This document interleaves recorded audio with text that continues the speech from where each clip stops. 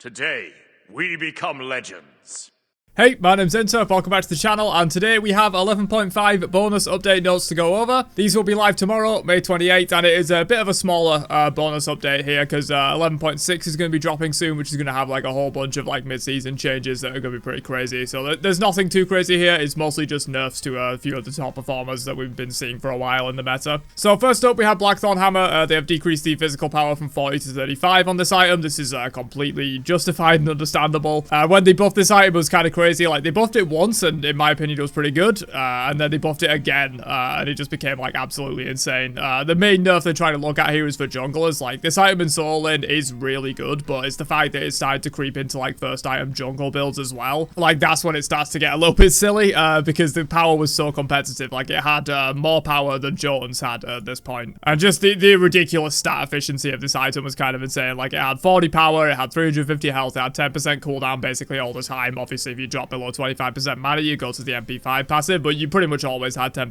cooldown as well. And it's an incredibly cheap item as well. I believe it was cheaper than Jones, still is. So, like, just an incredibly stat efficient item that definitely needed some kind of a nerf. Obviously, they don't just want to entirely revert the buffs that they gave to it. I wouldn't be personally okay with that, because I think the item was absolutely fine beforehand. I think people just weren't buying it enough, so I would be fine if they also reverted the health buff as well. But yeah, they've taken down the physical power from 40 to 35. Is it going to kill the item? Absolutely not. It may change things for jungle, because as we can see down here, there's also a little bit of a buff to Jones as well. For solo lane, I think it's still going to be an incredible item for non-auto attack warriors. I think they're still going to enjoy this item a lot as a rush. Gives you a little bit of that power that you need for the laning phase to amp up your clear and your pressure on totems and silvers and nagas and stuff like that. So just going to be really good for solo in general, even with this nerf. For junglers though, we'll see, because there's also another change here. Jotun's Wrath and all its glyphs are going to be getting 5 more physical power, so now Jotun's does have more power than Blackthorn on it, so it's probably going to be going back towards a Jotun's Rush for most ability-based junglers, I would imagine, because this is now a lot more competitive. It's still honestly a fairly close race. Like, Blackthorn is still a really good item even with these changes. Obviously it has the 350 health that Jones doesn't have. It essentially trades 10%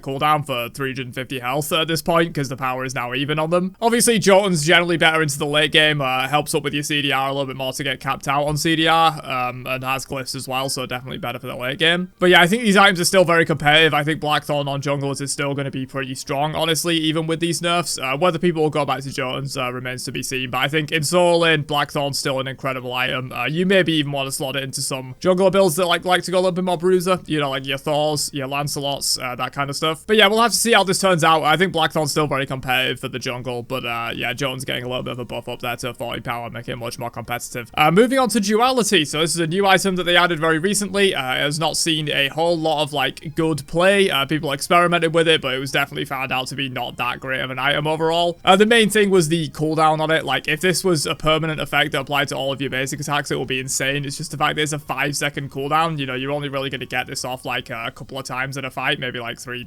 times maximum, really. But they are reducing that. They are reducing the internal cooldown from 5 seconds to 3 seconds, so you're much more likely to get like 2 procs of this off while you're bursting someone down potentially, or like multiple procs of it off in a fight, like several on the same target. They are also increasing the power from 40 to 55, which is a massive buff here. That's just going to be adding 15 damage to all of your autos, and also a lot of extra damage in general to your abilities and stuff like that as well. They have straight up removed the basic attack damage reduction on the item as well, which is another massive buff. So these two changes basically go hand in hand here. So the way the item previously worked is that it would this is kind of like weird wording. They removed the basic attack damage reduction. What they mean by this is that it used to convert half of your damage to physical ability damage. So you would essentially do half basic attack damage and half ability damage for like a normal basic attack of 100% power. But now what they've done is it no longer reduces your basic attack damage whatsoever. You're still going to do 100% regular damage on your basic attack. And what they've done is they've decreased the proc damage from 50% of your basic attack power to 25%, but that's now additional on top. So you're still going to be doing a normal 100% power basic attack, but you're going to get 25% ability damage of your basic attack power on top of that. So yeah, they explain it here. This change equates to 100% of your basic attack power plus 25% in ability damage, and then obviously 100% from any ability item proc. procs that you're going to be getting off of this as well. This item looks kind of insane now. I have to say this is an absolutely massive round of buffs. This essentially just gives you 25% of your basic attack power on top of what you were getting before. 15 extra power is an absolutely massive buff, and then they've almost halved the internal cooldown of the item as well. I feel like Duality is going to be really good now.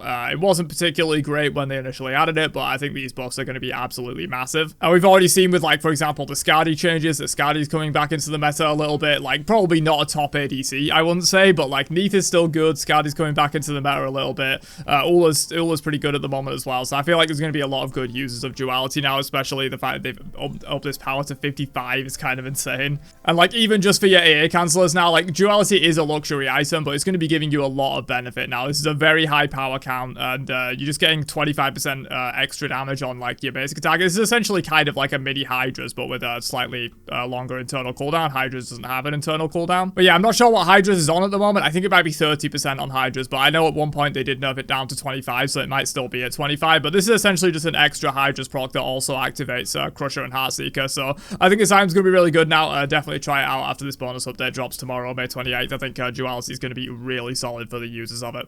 Moving on to some god changes though. First up, we have Lancelot. They have increased the mana cost of mount up from 30 scaling up. It's now just going to be 50 at all ranks. This is pretty impactful.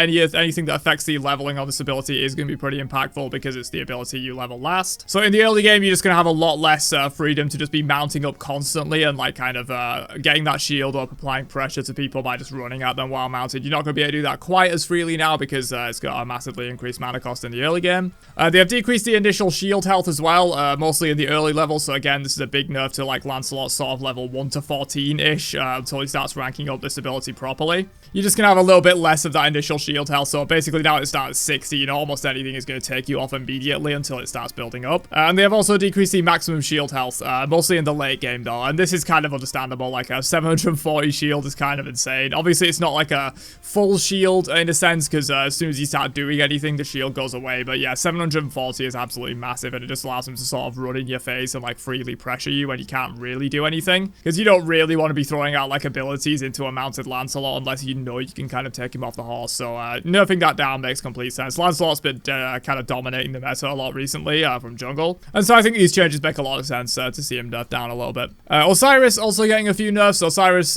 still remains quite sticky in the meta. Bellona got some nerfs in the main patch, I believe. So Osiris is now getting some nerfs in the bonus balance. Obviously Equinox was added to the game, which kind of made Bellona and Osiris, who are already quite good, into like really insane characters. So they have decreased his base physical protection and decreased his attack speed per level, and they've also increased Judgment Turn's cooldown by 1 second. I think these nerfs are fine, honestly. Like, Osiris is really good in the current meta, but they did nerf Equinox in the previous patch. They may end up nerfing it again. I think they should just put an AoE multiplier on it, honestly. It would solve a lot of the problems of Osiris and Bellona abusing that item. But even if they're not going to do that, I think these nerfs are probably fine for Osiris. Like, he isn't, like, particularly completely broken, and it's mainly the fact that he's abusing Equinox. Plus, a lot of Blackthorn users are coming into the meta now, and generally you don't want Blackthorn on auto-attack warriors because they have stuff like Equinox to rush, and then they want to be going into, like, their Berserker Shield for the laning phase or their Phalanx or whatever. So generally, these, like, auto-attack warriors aren't going to be going Blackthorn. And so the fact that Blackthorn is so good is kind of bringing back some of these ability-based solo laners into the solo lane meta, stuff like a Cullen and things like that.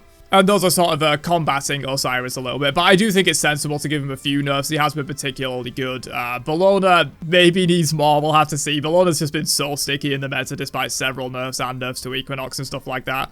But yeah, I guess in 10.6 they can maybe take another look at this and see if like Osiris and Bellona need more specific nerfs, or if they want to put an AoE multiplier on Equinox or whatever to kind of solve this auto-attack warrior dominance that we've been in for like basically the whole season. Agni also getting a couple of nerfs. They have increased the cooldown of his 1 and his 3 by 1 second. This will be actually the final change of the patch. So yeah, Agni, another one. We've talked about this before in some of like dedicated videos on my channel. The meta's been very stagnant in year 11. A lot of the top picks have just remained there. I think this is partially because of no Pro League play, no like major innovation coming from the Pro League and trickling down to like top level ranked, which trickles down to mid-level ranked and so on. And so generally the meta has been like very stale, and Agni's been one of those forces in the meta that like basically since the start of the season, even like a bit of last season as well, Agni has been a very dominant mid laner. Like, not particularly broken, I won't say. I won't say Agni has been broken in any sense, but he's just been there as, like, a top 3 mid laner for, like, at least 6 months. So it makes sense that they're, like, nerfing it down a little bit here. And yeah, I think these nerfs are perfectly fine. 1 second off of each of these and then reevaluate where he is in future patches. I think that's completely fine for a bonus balance, considering we're going into 10.6 pretty soon, which is going to be a really big patch. So it's probably going to bring more sweeping nerfs and buffs to low performers and nerfs to other performers and stuff like that. So I think it's a pretty good patch overall.